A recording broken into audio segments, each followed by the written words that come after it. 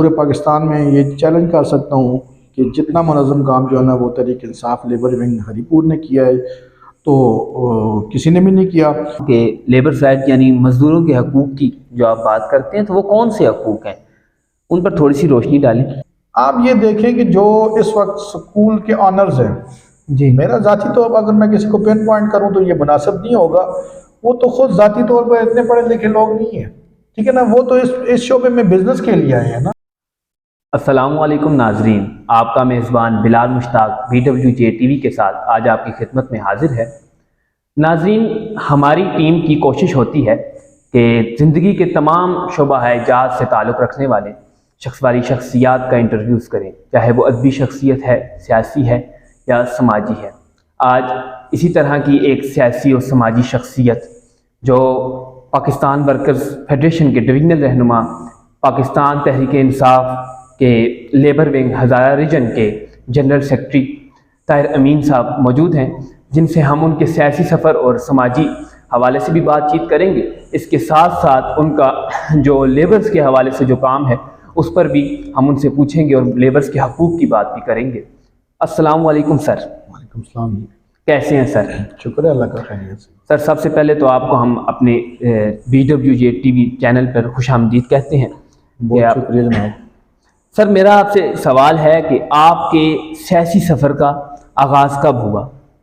बिलाल मुश्ताक, पहले तो मैं आपको अप्रिशिएट करता हूँ कि आप जैसे पढ़े लिखे लोग जो हैं वो मीडिया की जो लाइन है वो उस पर आए हैं, और उसमें जो आप अभी जब तक जो आपके जो प्रोग्राम मैंने देखे हैं तो उसमें काफ़ी अच्छा जो है ना वो आप इम्प्रूव कर रहे हैं। और ये बड़ी अच्छी बात है कि जो है ना आप मुख्तलिफ ज़िंदगी के शोबों के जो लोग हैं उनको बुलाते हैं। और इसमें यह है कि हर जो तबका है उसकी जो है ना वो नुमाइंदगी और उसकी आवाज़ जो है ना वो वायरल जा रही है। जहाँ तक मेरी सियासी ज़िंदगी या सियासी कैरियर का सवाल है तो बेसिकली मैं ये स्ट्रेट अवे कहूँगा कि मैं सियासी ना होने के बराबर और समाजी जो है वो काम जो है ना वो मैंने बचपन से जो है ना वो करता रहा हूँ। और जिस वक्त मैं जो इतनी ज़्यादा कोई अट्रैक्शन मेरे लिए इमरान खान साहब के आने से पहले, जब तक वो पॉलिटिक्स में आए तो उससे पहले मेरे लिए सियासत में कोई भी नहीं थी। तो जब इमरान खान जिस वक्त पॉलिटिक्स में आए तो एक स्टेटस को उन्होंने चैलेंज किया और उसके साथ साथ उन्होंने एक नया जो है वो सियासी मिजाज जो है वो और सियासी पोजीशन जो है ना उन्होंने ली। तो उसमें जो है ना वो उनकी जो शख्सियत और उनके नज़रिया जो है वो मुझे अट्रैक्ट किया। तो मैं ऐसे जैसे ये कैंप लगे होते हैं जी मेंबरशिप के, तो हमने बड़े पुरानी बात है, तो हमने पाकिस्तान तहरीक इंसाफ को बाकायदा तौर पे ज्वाइन कर लिया। तो ये उस वक्त पाकिस्तान तहरीक इंसाफ की फुटिंग भी नहीं थी। तो एक दफ़ा जिस वक्त पाकिस्तान तहरीक इंसाफ ने इलेक्शन का बाइकाट किया तो उस वक्त मैंने वोट भी नहीं डाला। तो बाद में जिस वक्त इमरान खान साहब की सियासी पोजीशन जो है ना वो बेहतर होगी और काफ़ी अच्छे लोग जो है ना वो यहाँ से हमारे इलाके से उसमें शामिल होना शुरू हो गए, तो लाज़मी बात है जिस वक्त एज ए पॉलिटिकल वर्कर जब आप जो हैं वो एक कारकुन की हैसियत से या एक नज़रियाती बंदे की हैसियत से पार्टी में शामिल होते हैं तो उसमें जो होता है जी वो जो आपके इलेक्टेबल्स होते हैं उनके साथ आपके राब्ते होते हैं। और चूँकि मैं तो एक इंडस्ट्रियल वर्कर हूँ, हैवी इलेक्ट्रिकल कम्प्लेक्स अतार का मैं मुलाजिम हूँ, तो मैं लेबर राइट्स पे हल्का मैंने काम शुरू कर दिया था ये 2007 में।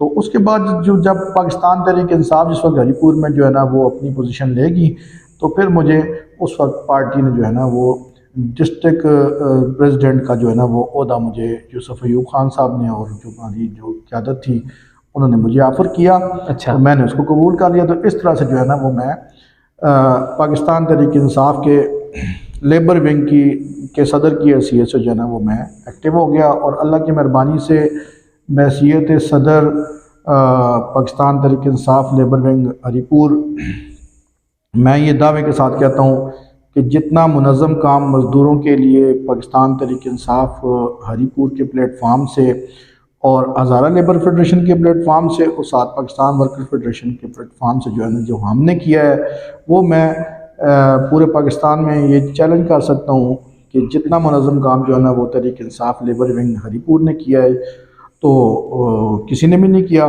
तो उसके बाद जो है ना ये वो मुझे अब डिवीज़न हज़ारा रीजन का जो है ना वो मुझे जनरल सेक्रेटरी जो है ना वो नोटिफाई किया गया है जी।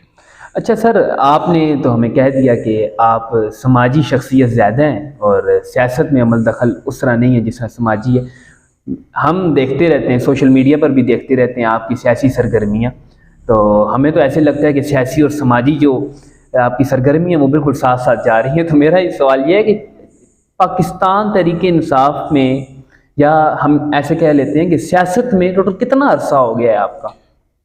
2014 में जिस वक्त बल्दियाती इंतखाबात हुए थे, तो उस वक्त मैं चूँकि शहरी हल्का जो है जो NC6 इसको कहते हैं, तो उससे मेरा तल्लुक़ है। तो मुझे मेरे जो गली मोहल्ले के लोगों ने जो है ना वो मुझे, और मेरे रिश्तेदार लोगों ने जो है ना वो मुझे ये कहा जी कि आप जो है ना वो इलेक्शन लड़ें, ये जो काउंसलर्स के इलेक्शन होते हैं बल्दियाती इलेक्शन।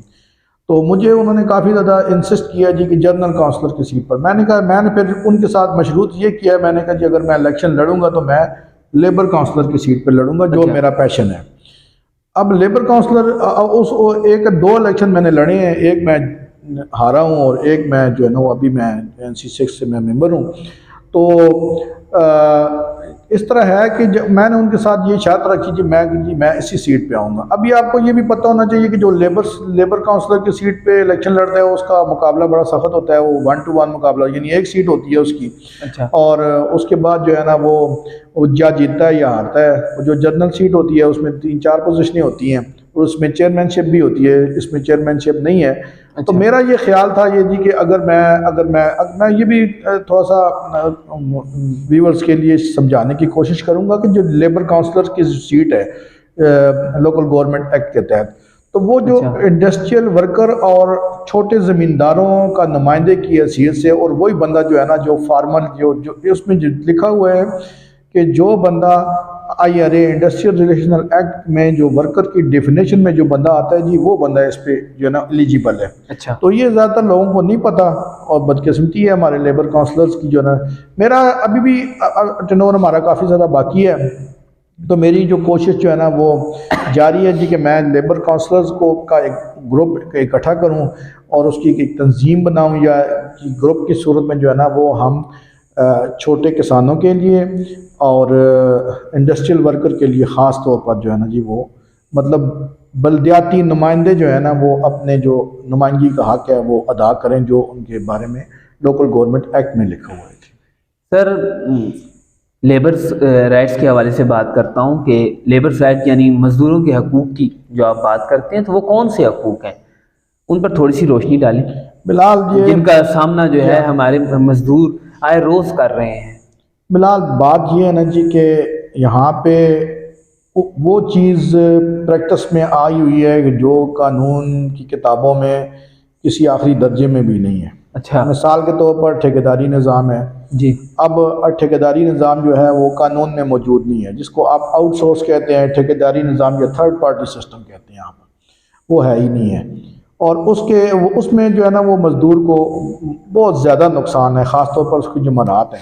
अब कहना ये है जी कि एक आम है, अभी अगर आपके सवाल को मैं ऐसे लूँ कि एक आम मज़दूर जो है वो उसके हकूक़ क्या हैं, उसके हकूक़ जो है जी वो उसका अपॉइंटमेंट लेटर बुनियादी तौर पर जो उसको आगे काफ़ी जगह पे काम आता है ना। अच्छा। ठीक है, अगर उसको अपॉइंटमेंट लेटर नहीं दिया जाएगा तो काफ़ी जगह पे उसको नुकसान होता है। उस आगे चल के उससे बात करते हैं, उसमें मिनिमम वेज है, उसमें सोशल सिक्योरिटी कार्ड, उसमें EOBI कार्ड, उसके अलावा उसको प्रॉफिट शेयर बोनस, उसमें वर्कर प्रॉफिट पार्टिसिपेशन फ़ंड जिसको WPPF या 5% कहा जाता है वो, और उसकी ग्रेजुएटी और उसके साथ दीगर टर्मिनल ड्यूज जो है ना ये उसके बेसिक राइट हैं। ये उस मज़दूर की बात कर रहा हूँ जिसको आम ज़बान में कच्चा मज़दूर कहा जाता है। ये कोई इसके लिए कोई मुस्तकिल होना या कॉन्ट्रैक्ट पे होना या जो है ना ये इस तरह ये कोई डेली वेजेस भी होगा तो वो इस चीज़ का एलिजिबल है। सर, ये इंडस्ट्रीज़ में जो लोग जाते हैं और उनको मैं देखता हूँ कि सबसे बड़ा मसला, देखें, मजदूरी जो है वो मर्द भी कर रहा है, औरत भी कर रही है। मर्द भी को भी हकूक़ उस तरह नहीं मिल रहे, और औरत का मुझे ऐसे लगता है ज़्यादा हमारे माशरे में इस्तेहसाल हो रहा है बनिस्बत मर्द के। हम देखते हैं कि किसी भी शोबे के साथ, अगर हम इंडस्ट्रीज़ की बात करें, कई ऐसी हमारी बहनें हैं जो जाती हैं सुबह नौकरी के लिए, उनको महीने के आखिर में वो तनख्वाह नहीं मिलती जो उनको मिलनी चाहिए। अक्सर मैं देखता हूँ किसी को 14,000, किसी को मसलन किसी को 16। और अगर हम मुख्तलिफ इदारों में देखें, टीचर्स को भी अगर हम लाएँ तो हम इस चीज़ में ला सकते हैं।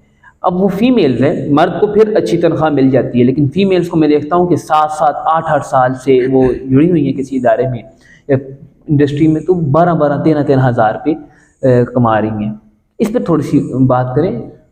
सबसे बड़ी बात ये जी कि जो औरत है उसको ना सिर्फ इंडस्ट्री में बल्कि घर से लेकर जो है ना वो किसी भी मकाम पे औरत है तो उसकी वो हैसियत इस माशरे में नहीं है जो मर्द की है ना। ये बड़ी बदकिस्मती है हमारे माशरे की। उसमें मैं भी मुजरम हूँ, शायद आप भी होंगे और लोग भी होंगे। गुजारिश ये है कि जो इंडस्ट्री के लेवल पे जो ख़वातीन काम करती हैं और जो स्कूलों में काम करती हैं या किसी भी और जगह पे काम करती हैं, जो कानून की नज़र है जी वो उसमें वो सब बराबर है।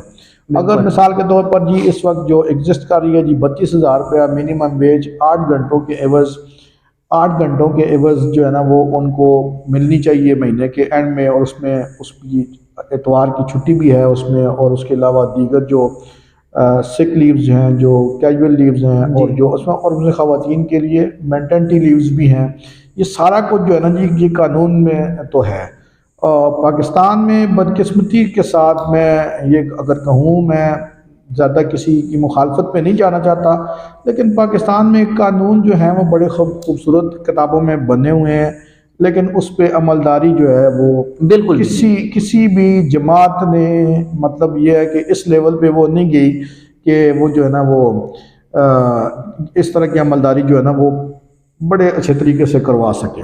कंपैरेटिवली किसी को अब कंपैरिजन कर सकते हैं जी कि किसी जमात ने इस तरह से किया। मैं पिछले दिनों एक मीटिंग में अपने डिप्टी कमिश्नर से बात कर रहा था, तो उसने कहा जी कि जिस वक्त मैं ये मौजू छेड़ूंगा, जिस वक्त तो जी के कहा जाएगा जी कि जी ये जो इदारों की हालत और ये जो हमारा जो इन्वेस्टर है और जो हमारे कारखानेदार तबका है उनके हालात जो है ना वो पहले से ही ख़राब हैं, तो फिर अभी जो है ना इनको और छेड़ दिया गया है।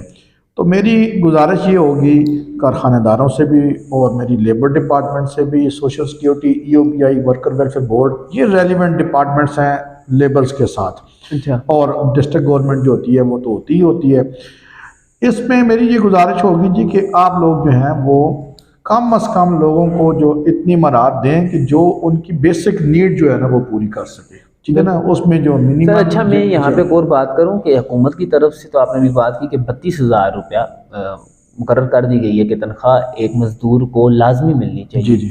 और जो नौकरी का वक्त है वो 8 घंटे है। जी हाँ। मैं ये कहता हूँ कि आज के इस महंगाई के दौर में आपको क्या लगता है 32,000 में गुजारा हो जाता है?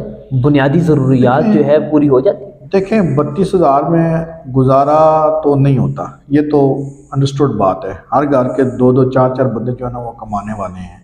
लेकिन जिस वक्त गवर्नमेंट एक कानून जो है ना वो बनाती है और गवर्नमेंट जो है ना वो उस पे देखिए, अभी सिर्फ एक चीज़ मैं थोड़ा सा क्लैरिफाई कर दूं, ये मज़दूर के लिए सिर्फ मिनिमम वेज नहीं है ना जी, ठीक है ना जी। मज़दूर को 32,000 तनख्वाह भी मिलेगी, मज़दूर को वर्कर वेलफेयर बोर्ड के तहत मराहत जो है वो उसी मज़दूर का राइट है। वर्कर वेलफेयर बोर्ड के तहत क्या मराहत है जी, उसके बच्चों की स्कूलिंग जो है वो फ्री है, उसकी जो वर्कर वेलफेयर कॉलोनीज़ बनी हुई हैं इनमें उनकी अकोमोडेशन जो है ना वो मेरिट पे जो भी सीनियरिटी बेस पे मिलती हैं वो उनको मिलनी चाहिए। उसके अलावा सोशल सिक्योरिटी के तहत जो है ना वो उनको इलाज मुआवजे की, उनके वालिदैन उनको उनकी अपनी ज़ात और उनके बीवी बच्चों के लिए इलाज मुआवजे की ये सहूलत, अगर ये सारी सहूलतें सिस्टमेटिकली अगर एक बंदे को मिलती हों तो फिर किसी न किसी दर्जे में जो है ना जी वो 32,000 तो 8 घंटों की तनख्वाह है, इदारों में फिर ओवर टाइम भी होता है, उस ओवर टाइम के जो है ना जो पर आवर जो है ना वो भी वेजेस जो है ना वो डिसाइड है, तो उसमें करके जो है ना वो किसी न किसी दर्जे में अपना गुजारा जो है ना वो चला सकता है। लेकिन ज़रूरत इस चीज़ की है कि मैं कारखानेदारों से ख़ास तौर पर कहूँगा जी, पाकिस्तान में तो कानून की बालादस्ती तो है नहीं है। अच्छा। हम मानते हैं जी कि आपका और हमारा मुकाबला जो है वो किसी लेवल पे नहीं आता, लेकिन ये है कि खुदा और उसके रसूल का कानून जो है वो मज़दूर और छोटे तबके और अपने मातहत तबके के हवाले से अगर आप उसको भी स्टडी कर लें तो मेरे ख्याल में आपकी ये जो जो जो कानून की अमलदारी है आपके लिए आपकी आखिरत और आक़िबत का भी बायस जो है ना वो बनेगी। जैसा जितनी मराहत का जिक्र जो है आपने बताया है, वो एक कारखाना जिसने खोला हुआ है या एक इंडस्ट्री जिसने बनाई हुई है, वो तो मुझे ऐसे लगता है कि दे सकता है ये सब कुछ जी। लेकिन ये टीचर साजा कराम प्राइवेट इदारों में काम करते हैं, फिर सीएनजी स्टेशन हो गए, पेट्रोल पंप्स हो गए, इन तमाम।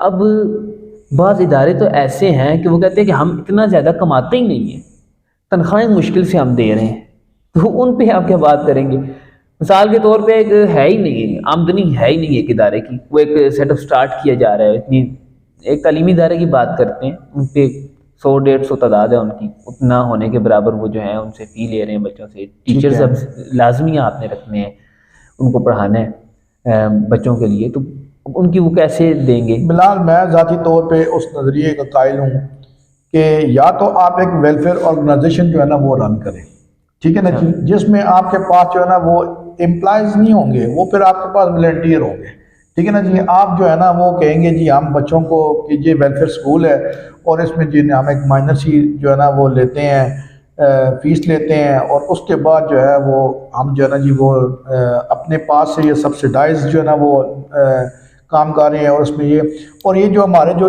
लोग हैं जी, ये घर से बड़े फिट हैं जी, और ये बंदा पढ़ा लिखा है, ये किसी प्राइवेट स्कूल में तो काम नहीं करता, लेकिन ये एज अ वॉलंटियर हमारे पास काम करता है, तो ये हमसे जी कुछ नहीं लेता, जस्ट हम इसको जी गाड़ी का पेट्रोल या मोटरसाइकिल का पेट्रोल या इसका कोई टीएडी दे देते हैं, उस तरह से नहीं करते।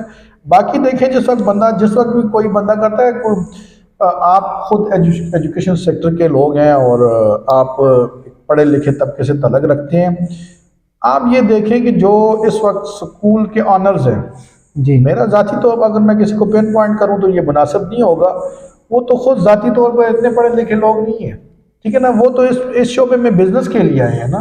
जब बिजनेस के लिए आए हैं आप, तो फिर आप उसको पूरी तरीके से आप उसको इम्प्लीमेंट करें, आप लोगों से फीसें भी लें, उसके बाद जो है ना वो आप अपने टीचर्स को भी दें, और उसके बाद अगर ये काम अगर तो आप कानून के दायरे में रहकर अगर ये आप कर सकते हैं तो आप शुरू करें, नहीं तो फिर कोई और काम काज ढूंढ लेंगे अपने लिए। मैं तो ये समझता हूँ, मतलब काम करो तो ठीक तरीके से करो, नहीं तो ना करो। बिल्कुल ऐसा ही है। अच्छा सर, आपने अभी तक लेबर के हवाले से क्या क्या इक़दाम किए हैं अपनी विंग के साथ लेकर? देखें जी, जो विंग्स होते हैं बेसिकली जो पॉलिटिकल पार्टीज़ के विंग्स होते हैं, उनको जैसे हरीपुर के लेबर विंग और पीटीआई के लेबर विंग को हमने रन किया, किसी जगह पे ऐसे रन नहीं होते ना। As a labour activist 4-5 sir ऐसे काम बता दें। एज अ लेबर एक्टिविस्ट इस तरह है कि हज़ारा लेबर फेडरेशन के प्लेटफॉर्म से एक एनजीओ सहारा डेवलपमेंट फाउंडेशन, कमर अयाज सब सीईओ थे उसके, तो उसके साथ हम वॉलंटियरली काम करते रहे और मैं बिल्कुल वॉलंटियरली उनके साथ काम करता रहूँ, और उसके साथ साथ जो है वो अपनी पर्सनल कैपेसिटी में जो हमने काम किए हैं जी, इसमें हमने काफ़ी सारे इदारे हैं, उन इदारों में ग्रेजुएटी हमने लागू करवाई है, मिनिमम वेज उनके साथ लागू करवाया, ज़्यादा हम काम करते हैं। सोशल सिक्योरिटी EOBI की इम्प्लीमेंटेशन हमने करवाई है, मतलब मखसूस इदारा, लेकिन वो उस इदारे में कैसे इम्प्लीमेंटेशन हुई, ये भी मैं ये भी एक सवाल जो है ना वो बड़ा ज़बरदस्त है कि उस इदारे के लोग जो है ना जिस वक्त सफ़र हुए, जिस वक्त उनके साथ जो है ना वो तलफियाँ जो है ना उनकी हुई, तो वो एक ग्रुप की सूरत में उठे और उन्होंने किसी जगह एहतजाज शुरू किया, या हमारे पास आ गए या हम उनके पास किसी तरीके से पहुँच गए, तो उधर से फिर हमने जो है ना वो उसको उनके जो इशू है उसमें हमने काफ़ी ज़्यादा जो है ना वो उनके साथ सपोर्ट करके उसमें सारा कुछ उनके साथ मदद की। और उसके अलावा जो ज़्यादा काम हमारे पास आते हैं जी, वो ये होती है ये टर्मिनल ड्यूज़ की। जिस वक्त एक बंदा सारी ज़िंदगी सुबह रोटी का डब्बा उठाए हुए यहाँ से बस की छत पे बस के साथ लटक के, सुजुकियों के साथ लटक के जाना जी, वो जाता है और जाकर अपनी सारी की सारी ज़िंदगी जो है ना वो अपनी उसमें, तो उसको जिस वक्त 10 साल 20 साल 30 साल बाद कारखानेदार निकाल देता है, तो वो उसको तो पता ही नहीं होता कि जी मेरे राइट्स क्या हैं। तो आखिरकार उसकी नौकरी ख़त्म होती, फिर वो ढूंढता है जी मेरे कुछ चीज़ मेरी रह तो नहीं गई, तो उसको फिर कोई ना कोई किसी ना किसी जगह से समझा देता है जी कि आप जितना अर्सा नौकरी की है तो आपकी ग्रेजुएटी आपकी और दीगर टर्मिनल ड्यूज जो है ना वो आपके जो रहते हैं वो उसको क्लेम करें। तो फिर वो अगर हमारे पास आया है तो पहले हम कोशिश करते हैं कि लिटिगेशन में किसी वकील के ज़रिए जाने के बजाय हम एडमिनिस्ट्रेटिवली यानी डिप्टी कमिश्नर को दरख्वास्त देकर या ज़्यादातर हम डिप्टी डायरेक्टर लेबर्स के पास एक दरख्वास्त लगा के जो है ना, अभी भी मेरे पास एक 16-18 बंदों का ग्रुप आया हुआ है और ये दो दिन बाद जो है ना वो भी उसकी मीटिंग है। तो टर्मिनल ड्यूज जो हैं जी वो उस पर उनको हम दिलाते हैं और जो उनका राइट होता है उनको हम देते हैं। और अगर ना दिया जाए इदारे की तरफ से तो हमने काफ़ी जगह पे एजिटेशन की है।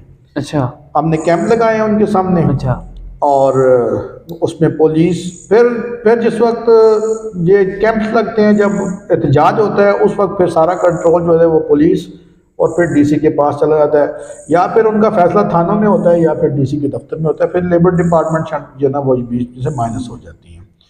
और एक बात जो है ना मैं करता हूँ, जब प्रोटेस्ट शुरू होता है ना जी, तो ये जो कारखानेदार है ना जी, इसकी सुई की टिक टिक के साथ जो है ना इसका मुनाफा बन रहा होता है। अच्छा, अच्छा, और जब एहतजाज होता है ना तो इसकी चूंकि इसका माइंड उस तरफ डाइवर्ट होता है जी कि मेरे साथ क्या मसला बन गया है, तो फिर जो है ना जी फिर वो 360 डिग्री पे जो है ना इनका लॉस भी होता है, क्योंकि इनकी प्रोडक्शन सफ़र होती है। ठीक है ना, हमने कभी किसी का गेट बंद नहीं किया, किसी की गाड़ियाँ नहीं तोड़ी, किसी को कुछ नहीं किया, लेकिन ये है कि सोशल मीडिया का दौर है, अच्छे लोग हैं, हमारे पॉलिटिशियन जो है ना वो काफ़ी इधर के अच्छे हैं, जो है ना वो जब जिसको भी कहा है, मैं अभी सबका ही कहूँगा कि जिसको भी कम अज़ कम मैंने कहा, चाहे वो मेरी पार्टी से हैं चाहे वो कोई और पार्टी से हैं, जो उनको ड्यूटी दी है छोटी मोटी ड्यूटी जो है ना उन्होंने हमारी अच्छी की है पब्लिक के लिए।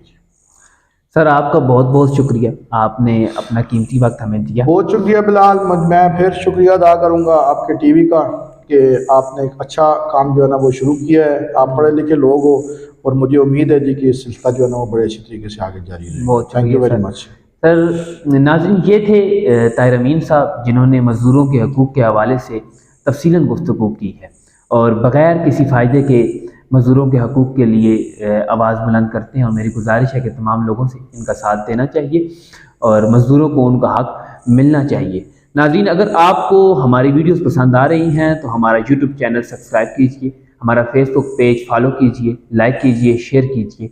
बहुत शुक्रिया।